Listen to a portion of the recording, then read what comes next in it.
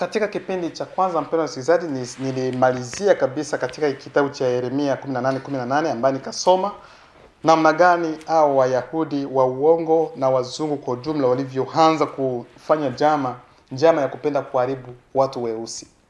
Na nikakuonyesha kwamba kuna sehemu ambayo wanasema kwa tumshtaki kwa maneno yake. Nikasema wanaposema wamshtaki kwa maneno yake Yeremia ni kwamba na wasiwaweke maanani yale anayoyasema, ni kwamba ni yale maneno ambayo ya unabii ndio wataenda kubadilisha ili kesho kutwa yani ibadilike iwe kama vile anasema kitu ambacho ni cha uongo. Sijui kama ninaelewa. Yani tumshitaki kwa maneno yake, ndivyo ilivyo. Na ndivyo walivyopenda kufanya. Kwa hiyo kitu ambacho mnatakiwa ukielewa ni kwamba wazungu waliua Afrika na walitumia neno ili kuangamiza kabisa Afrika. Kwa sababu nini? Kwa sababu walichukua urisi wa mtu mweusi. Walichukua teknolojia ya mtu mweusi. Walichukua ujuzi wa mtu mweusi. Maana hapo awali kulikuwa teknolojia ambayo haijakuwepo katika kipindi hiki ambacho ninaongea. Teknolojia ya hali ya juu ambayo haijawahi kuonekana. Na najua wataiona. Kwa sababu ninayoyaongea hapa wengi wanaweza wakabisha. Wengine hawawezi wakakubali, lakini huu ni ukweli kwa 100%. Sasa wakati walipobadilisha hayo mambo, jinsi walivyoanza kubadilisha mambo ya unabii, kuna jambo ambalo walisahau. Na ni kitu ambacho walifikiri kwamba wameweza lakini hawakuweza. Kwa sababu kuna jambo muhimu sana ambalo walilolisahau zaidi, na sio kwa mapenzi yao. Ni kwamba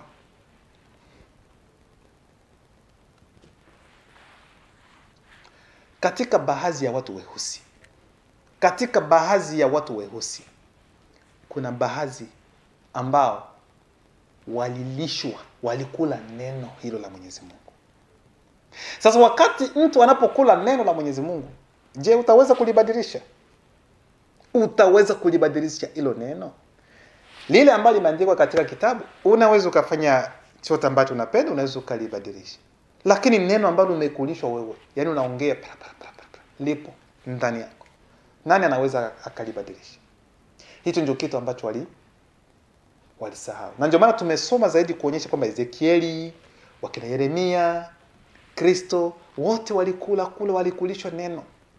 Sasa na hicho ndio kitu ambacho wenyewe wanaenda wanajifieri kufika kwamba tumewaweza, lakini wanashindwa kuelewa kwamba kuna wengine ambao walikulishwa neno na ambao wanaendelea kuongea, na wakiongea kila kitu kinaenda nafasi yake. Na ndio maana utakuja kuona katika kitabu cha Yeremia sura yake ya 8 inasema hivi: mwawezaje kusema sisi tuna hekima, sisi tunayo sheria ya Mwenyezi Mungu, hali waandishi wa sheria wamepotosha sheria yangu. Mnaweza mkasema kwamba nyinyi mna hekima namna gani, kwamba nyinyi mnajua sheria, wakati nyinyi wenyewe mmeenda kubadilisha sheria ya Mwenyezi Mungu kwa kuandika mambo mengine ambayo yako tofauti. Lakini ni jambo ambalo walisahau kwamba kuna watu ambao ni weusi ambao walilishwa neno la Mwenyezi Mungu. Maana hawana haja ya karatasi, hawana haja ya vitabu ili kusema ukweli wa Mwenyezi Mungu. Sijui kama inaeleweka. Kwa hiyo nikupenda kuonyesha kwamba ndani ya Biblia ambayo tuko nayo kuna kidogo ya ukweli ambayo imo. Hicho ni kitu ambacho mnatakiwa ukijua, na mnatakiwa kuwa na furaha zaidi sana kusoma Biblia. Lakini msisome kama watu wanaosoma kama sijui hata umechoka nini unaanza kusoma. Hapana, hiyo ni ushauri wa bure. Historia ni ya kwenu, ni ya watu weusi, ni ya ndugu zangu weusi, ni historia yetu. Sasa hiyo historia yetu ambayo wameichanganya na mambo mengine, ili kusoma na kuelewa vizuri tunatakiwa kuomba Roho Mtakatifu atuongoze. Kwa sababu bila Roho Mtakatifu tutaenda kuchukua na mambo ambayo ya makosa ambayo wameweka, tutafikiri kwamba ni ukweli. Kwa hiyo tuwe makini sana wakati wa kusoma. Ita Roho Mtakatifu akuongoze, maana huwezi unaweza kuchukua vitu vingine ambavyo si vya kwako. Sijui kama inaeleweka wapendwa. Kwa hiyo ndio maana nasema kwamba Biblia si neno la Mungu. Biblia kwa jumla si neno la Mungu, bali ndani ya Biblia kuna baadhi ya maneno ya Mungu yamo kabisa. Kwa 100% kabisa ibo. Hiyo siwezi kusema kwamba Biblia, na watu wasiwaambie kwamba kwa sababu kuna makosa ndani ya Biblia kwamba msisome Biblia. Hapana, wasikuambie hivyo. Kwa sababu mwizi ni yule ambaye unamshika na kitu chako. Sasa utaweza kumshika namna gani ikiwa wewe mwenyewe hausome? Na ndio maana tunakuta mambo mengine yanaonyesha kwamba bwana, angalieni sehemu fulani kunaandikwa hivi, ni kwa ajili ya historia yenu. Mwizi lazima umshike na kitu ambacho amekiiba. Sasa utajua namna gani lazima usome, na usome uongozwe na Roho wake Mtakatifu wa Mwenyezi Mungu, ili upate kuelewa kweli kweli yale ambayo yamo ndani ya maandiko.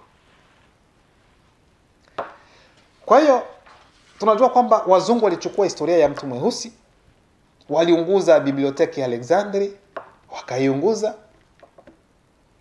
Lakini kuna wazee wengine ambao historia hiyo,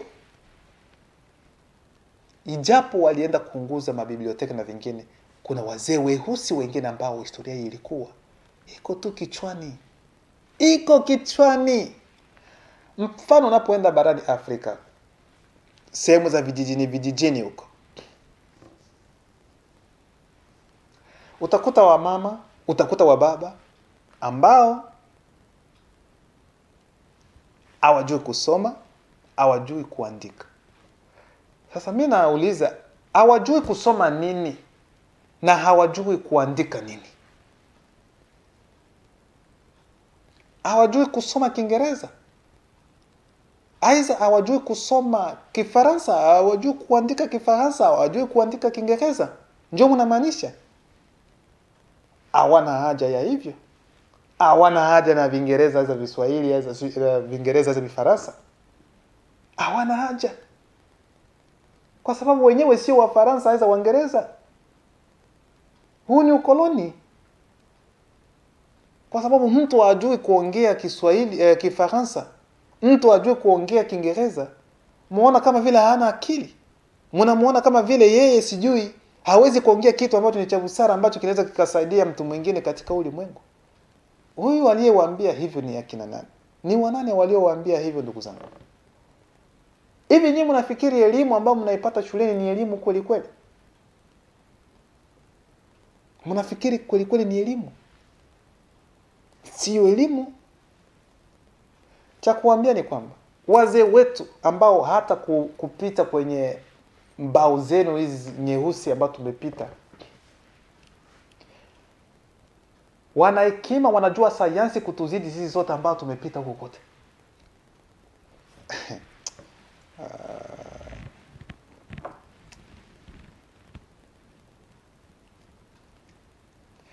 Sasa hivi tunaweza tukacheka watu wengine ambao wakusoma kwa namna gani? Tufikirie kwanza kama watu wazima. Mtu ambaye akwenda shuleni, utakuta yeye anauza chakula chake, anaenda sokoni, anarangua, anauza, watu wanakuja kununua, wanalipa pesa. Ikiwa ni kurudishiwa chenji, wanarudishiwa pesa zao, na anafanya hivyo bila kuwahiba, aidha yeye kujihiba. Hivyo umeshawahi kuona mwanamke ambaye za mama zetu ambao wakusoma wanaenda sokoni, ndio wataita wengine, mkuje kunisabilia, huyu ameleta pesa hizi, naweza nikamrudishia ngapi? Anajua hesabu. Sasa mwambie alisomea wapi? Nyinyi mnafikiri masomo ni kwenda shuleni? Masomo ni kitu ambacho kiko katika ufahamu. Ndio maana wazee wetu nyumbani, wale ambao wakusoma, hawana haja ya masomo, hawana haja ya Kifaransa, Kiingereza, maana wanaongea lugha yao. Ikiwa wewe hujui kuongea lugha yao, sasa utakuwa sawa sawa na yeye pia, kwa sababu na yeye pia ikiwa hajui lugha yako, sasa unamshinda nini na unamshinda kitu gani? Nasema kwamba masomo tuliyoyasoma kwamba si masomo halali, kwa sababu historia ambayo tunayapata masomo ni ya uongo. Yes, ni historia ya uongo. Sote tumesoma kweli. Na sijasema kwamba msisome, kwa sababu wengine wanaweza kusema kwamba imani anakuja kubadilisha mambo kwamba watu wasiende shuleni. Sijasema hivyo, lakini nawaambia kwamba mambo tunayoyapata shuleni ni ya uongo. Nimeshawahi kuonyesha kuhusiana na historia mbalimbali yao wengine wanaosema kwamba wao ndio waligundua kwamba dunia ilikuwa mviringo wakati Biblia inaandika kila kitu. Mtu wa kwanza alikuwa sijui Australopithecus wakati Mungu aliumba Adamu. Sasa hayo tunaenda kujifunza kwa masomo, tunapenda kuchukua kitu gani? Na mengine ni mengi ambayo siwezi nikayasema. Jinsi unavyopanda madigrii ya masomo ndivyo unavyoendelea katika degree za uongo. Hii mchukue ni ukweli ambao huwezi ukapingika. Wakati unapokuwa katika sekondari, unaenda kwenye sijui kama ndio mnasema chuo kikuu, sijui chuo kikuu, aweza kuenda kwenye university, ndio huko. Muangalie mawazo, namna ya kuwaza ya watu hawa wawili tofauti. Utakuta watu ambao wanaenda huko wana ujanja sana. Yaani ni kwenda kufunzwa tu, ni ujanja tu ambao tunaenda kufunzwa tu huko. Ujanja wa ajabu. Historia yote imebadilishwa. Historia ya mwanadamu imebadilika. Ilibadilishwa. Wanakuja kuambia kwamba Afrika sijui ni continent ya 3 katika ukubwa. Bara la Afrika ni la kwanza, ni bara ya kwanza kuwa kubwa. Sio hizi ramani ambazo wamekuja kuzichora. Ni za uongo. Masomo gani ambao watu wanaenda wanasoma kwenye university sijui. Mwaka wa kwanza unaingia unapigwa kipara na wembe sijui nani sijui vichupa. Unaviringishwa kwenye matope kule kwamba unaingia masomo gani? N'importe quoi. Historia ambayo tunapata shuleni ni historia ya wazungu, ya mababu zao wa wazungu. Sasa sisi mababu zetu walifanya kitu gani? Ndugu zangu, tuwe makini sana. Ikiwa hivi vitu hatutabadilisha, tutabaki kila wakati katika ujinga. Maana inakuwa namna gani? Sisi tunajua historia ya kutosha sana kuhusiana nchi zingine, lakini historia zetu sisi barani Afrika hatuzijui. Cha kushangaza, mimi nauliza kila wanafunzi ambao wako huku, hivi nyinyi mnapata historia ya bara la Afrika? Watuambia sisi hakuna. Hawa wengine ukimwambia kwamba Kongo, Cameroon, inakuwa wapi? Ni Marekani ya Kusini. Hata kujua kama Kongo iko sehemu gani hamjui hata. Sisi tunajua. Yaani wanachukulia kama vile Afrika ni nchi moja tu. Na ni kweli, kwa sababu Afrika ilikuwa nchi moja, lakini wao ndio walikata. Historia nyingine kuhusu bara la Afrika hawajui. Sasa kwa nini na sisi tuende kungangania historia ya wenzetu na yetu sisi hatujui? Mababu zetu ndio wanaonekana mashetani. Vitu vya ajabu ambavyo walivifanya vinaonekana kwamba havina umuhimu, lakini vya babu zao wakina Socrates sijui wa Diego Cao wa Leopold wa nini, watu ambao walimeuana vya ajabu, lakini ndio historia zinaendelea tu, na hizo ndio tunafunzwa. Socrates amekuja sijui amesema l'enfant sijui kama l'enfant est né naturellement bon mais la société qui le. Hivi hakuna wazee wetu ambao wameongea mambo ambayo ni ya muhimu zaidi kuzidia hayo yote ambao wameongea? Wapendwa, tunapaswa kubadilika. Hata tunaweza tukasema kwamba kwenye serikali zetu tuwe makini na vurugo zingali katika serikali, lakini watu ambao wanaona mbali, hata ya mambo ya masomo tunapaswa kubadilisha. Historia zote zinapaswa kufutwa, zile zote ambazo tumekuja kupewa za tunapaswa kuleta historia zetu. Afrika, bara la Afrika lina historia kubwa, tena nzuri, tena lenye utajiri wa kutosha. Tunapaswa kuendelea na historia yetu. Tuachane, ikiwa tutakuwa tunagusia, tunajua kwamba nchi fulani kidogo tu haijakuwa vibaya kujua watu wengine nchi zingine zinafanya namna, lakini kisi tunaingia ndani zaidi. Vyetu sisi tunaenda kugusia tu juu. Hatujui ndani. Tunaenda kusoma mambo mengine, lakini hata utajiri ambao uko katika nchi zetu barani Afrika hatujui. Alafu mnakuja kuambia wazee wetu ambao wakusoma kwamba iletre hakusoma nini? Hakusoma nini?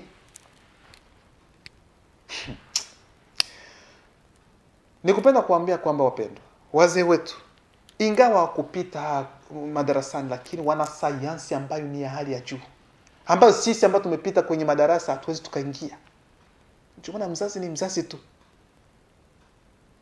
Wanajua kwamba mtoto mvulana anapaswa kwenda yando. Sijui yando ndio Kiswahili, sio hivyo? Ndio yando, sio? Wazee wetu wanajua. Sasa alisoma wapi? Wanajua kwamba hivi natakiwa mwanaume, kila mwanaume anapaswa kupita hiyo sehemu. Hiyo ni sayansi. Jiulize, kuna wazee wengine anakuambia mambo ya Mwenyezi Mungu, sio kwamba anasoma aza anajua kusoma, lakini anakuambia kwa sababu yeye, kwa sababu yamo ndani yake. Tatizo ni kwamba sisi tunafikiri kwamba Injili imewekwa ndani ya Biblia tu. Hapana, Injili iko sehemu mbalimbali.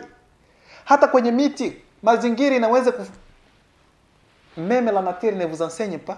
Mazingira yenyewe haiwafundishi.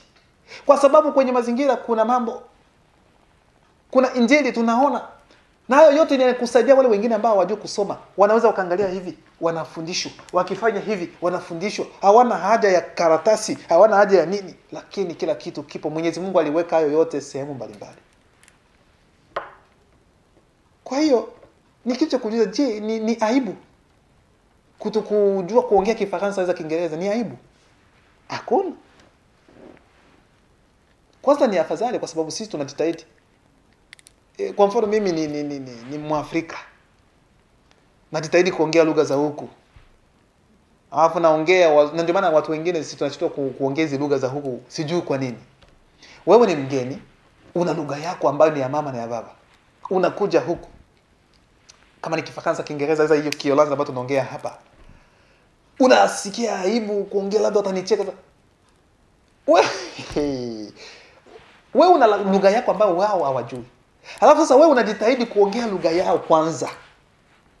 Au juu kama wewe umeshakuwa juu kuliko wenyewe, kwa sababu wewe unajitahidi. Hata watakucheka kwanza, wakikucheka ni kutokujua na kutokuwa na busara. Kwa sababu wewe kwanza si lugha yako, lakini unajitahidi kuongea lugha yako ili wapate kukuelewa, wapate kukusikia. Na hata ukae miaka na miaka hautaongea kama sawa sawa, hautaongea sawa sawa na wenyewe. Haiwezekani. Usijilaumu kwamba mimi ninapojitahidi kuongea niko naona kwamba ile accent ile ni kama vile Afrika. Wewe ni Mwafrika tu. Hivi mnafikiri kwamba Kristo, tuseme kwa mfano aongee Kifaransa, wewe unafikiri Kristo angekuwa anaongea Kifaransa namna gani? Je suis sûr. Kifaransa cha nani sauti inatoka kama ni Mwafrika tu. Qu'est-ce que tu fais là? Kama ndio tunasema ndio hivyo. Kwa sababu alikuwa ni mweusi. Huu ni mfano tu natoa. Kwa sababu alikuwa ni mweusi. Mnafikiri kwamba ataongea kama vile mzungu? Haiwezekani. Kwa hiyo hayo mambo, wapendwa, ni muhimu kujua kwamba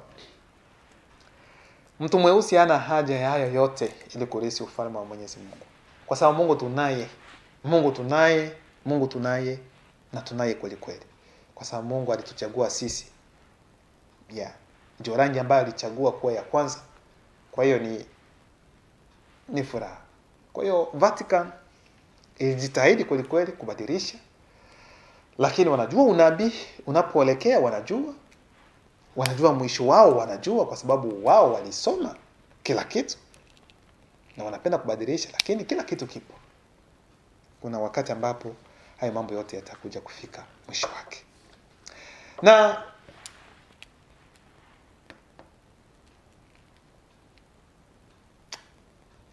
wakati walipobadilisha wazungu walipobadilisha hayo yote na kuweka ndani ya Biblia na wakaleta agano la kale, agano jipya, sasa hivi ndio walifikiri kwamba hivi tumewapata weusi, tumewakamata weusi. Hiyo ndio napenda kuonyesha. Hivi tumewakamata watu weusi. Hivi hawana sehemu kabisa ya kukimbilia kwa sababu tumewapata. Lakini walisahau kwamba Mwenyezi Mungu hakuweka tu. Injili haiko tu humo. Injili iko sehemu mbalimbali. Na cha kushangaza, cha kuaibisha tena ni kwamba Mwenyezi Mungu ana watu ambao aliwakulisha hayo maneno yote. Na ndio maana mko hapa kwa siku ya leo kuyasikiliza mambo mengine ambayo mjawahi kusikia kwenye kipindi hiki cha Ufunuo wa Maandiko. Ndio hivyo tu, ndivyo ilivyo. Ndivyo ilivyo, wapendwa wasikilizaji.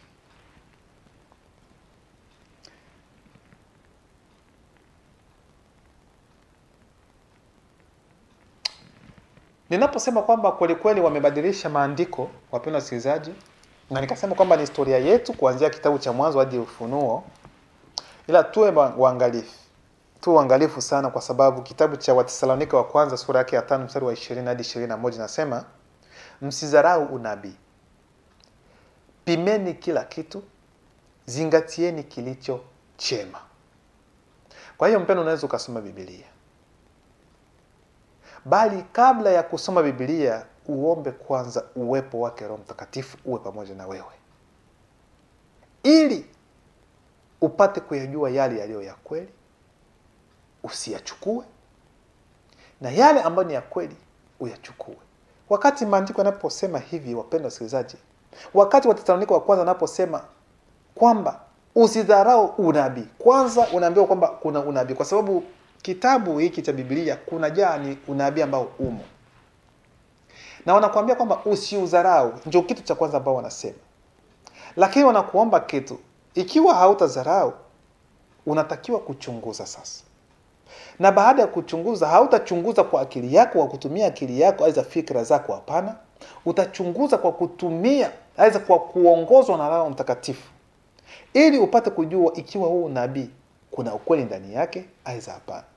Nikupenda kuonyesha kwamba kuna unabii ambao aidha kuna maneno ambayo ni ya kweli ya ndani, na mengine ambayo si ya kweli, na yale ya kweli unatakiwa kuyabeba, kuyachukua.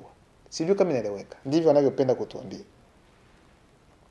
Na kutokana na hilo, hayo mambo ambayo walikuja kubadilisha, Kristo analeta mfano. Kristo anatupatia mfano hapa katika kitabu cha Mathayo sura ya 13 mstari wa 24 hadi 30, anasema, Kristo akawaambia watu mfano mwingine. Ufalme wa mbingu, hasa wa mbinguni, unafanana na mtu aliyepanda mbegu nzuri katika shamba lake. Anaanza hapa na kusema kwamba ufalme wa mbinguni unafanana na mtu ambaye amepanda mbegu nzuri katika shamba lake. Hapa tunachukua kama vile ni ule unabii wa kweli ambao wakina Yeremia wa kweli, sio Yeremia ambaye wanakuja kubadilisha mambo mengine. Yeremia ambaye na jina lake si Yeremia, lakini wanamuita Yeremia. Wao walitoa unabii, na wakati walipotoa unabii ulikuwa unabii ambao ni wa kweli. Hivi tunachukua kama hivyo jinsi Kristo anavyosema ufalme wa mbinguni unafanana na mtu aliyepanda mbegu nzuri katika shamba lake. Lakini watu wakiwa wamelala, wakati watu wakiwa wamelala, mpendwa msikilizaji, ni wakati ambapo watu wanaanza kuzembea katika neno la Mwenyezi Mungu. Adui yake akaja akapanda magugu kati ya ngano. Baada ya kuanza kuasi na kuzorota, aweza kuregea katika neno la Mwenyezi Mungu, adui anakuja kupanda mbegu nyingine ambayo ni mbovu. Yaani anakuja kuchukua maneno mengine, aidha anakuja kubadilisha lile neno, yaani anakuja kuingiza neno lingine katika lile neno ambalo lilikuwa la kweli. Sijui kama naeleweka. Na akaenda zake. Basi mimea ilipohota na kuanza kuchanua, magugu pia yakaanza kuonekana. Watumishi wa yule mwenye shamba wakamwendea, wakamwambia, Bwana, bila shaka ulipanda mbegu nzuri katika shamba lako. Ni kweli? Ya. Sasa magugu yametokea wapi? Sasa ikiwa kweli kweli wewe umepanda mbegu ambayo ni nzuri, sasa haya magugu yanatokea wapi tena? Yeye akawajibu, adui ndiye aliyefanya hivyo. Basi watumishi wake wakamuuliza, je, unataka twende tuyang'oe? Naye akawajibu, la, msije labda mnapokusanya magugu mkang'oa na ngano pia. Acheni vikue pamoja mpaka wakati wa mavuno. Wakati huo nitawaambia wavunaji, kusanyeni kwanza magugu mkayafunge mafungu ya kuchomwa, lakini lakini ngano ikusanyeni mkaiweke ghalani mwangu. Sijui kama unaelewa mfano ambao Kristo ameutoa. Mfano ameutoa kuhusiana na neno za maandiko ambayo walikuja kubadilisha.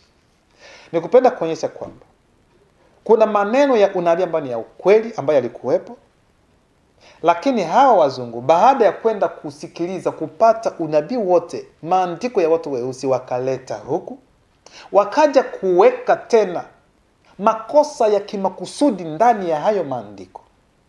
Kuna moja ambayo waliacha hivyo hivyo kama gisi ilivyokuwa, na mengine wakaenda kubadilisha na kuweka ambayo ni ya uchafu. Na ni mfano huo huo ambayo Kristo anasema kwamba mtu amepanda mbegu yake ambayo ni nzuri, lakini adui amekuja usiku, watu wamelala, akakuja kuweka magugu, akakuja kupanda ingine mbegu ambayo ni mbaya. Sijui kama inaeleweka. Sasa wale watumishi wakaja kwa Kristo kumwambia Kristo, baada ya mimea kuota kuanza kuonekana magugu, wasema sasa mbona wewe ulipanda mbegu ambayo ni nzuri? Sasa hayo magugu yametokea wapi? Kristo kwamba ni maadui ndio waliofanya hivyo. Sasa wakamuuliza, je, twende kuyatoa hayo magugu? Mfano wake ni nini? Mfano ni watumishi ambao ni watumishi wa Mwenyezi Mungu, ambao wanakerwa, ambao wameona makosa ambayo yako ndani ya Biblia, ambao wameona namna gani walivyoweka mambo mengine ambayo yasiyostahili kuwekwa ndani ya maandiko ya Mwenyezi Mungu. Sasa watu wanakerwa moyo, wanakuja kuuliza, sasa kwa nini haya tutoe haya, tuunde Biblia zingine ili tulete Biblia ambayo ni nzuri, aidha nyingine namna gani ambayo anasema vizuri kwa mfano? Lakini tunasema hapana, kwa sababu wakati labda mnaweza mkatoa hayo magugu, huenda mnaweza mkakosea mkapeleka hata vile vile na ngano pia. Kwa hiyo nikupenda kuonyesha kwamba Kristo akasema kwamba nyinyi wakati mviache vikue tu, wakati vitakavyoiva nitafanya nini? Acheni vikue pamoja wakati wa mavuno, nitawaambia wavunaji. Kwa hiyo hao watumishi wao hawatakiwi kuvuna kwa sababu sio wavunaji. Kuna wavunaji ambao wako hapo ambao wanatakiwa kuyatoa hayo magugu na waweke pembeni, na waweke ngano pembeni. Hao wavunaji ni wakina nani? Ndio maana tuko hapa katika kipindi cha ufunuo wa maandiko, kuonyesha uongo ambao huko ndani na kuambia ukweli ambao upo. Haya mambo mlikuwa bado hamjaanza kuyasikia, lakini mnaanza kuyasikia. Nikupenda kuambia kwamba wavunaji tayari wameshakuwa. Tunaanza kuvuna sasa. Hivi tunaingia katika kuvuna, sio kile kipindi cha kusema kwamba acheni hivyo tena vikwepa. Vimeshaota.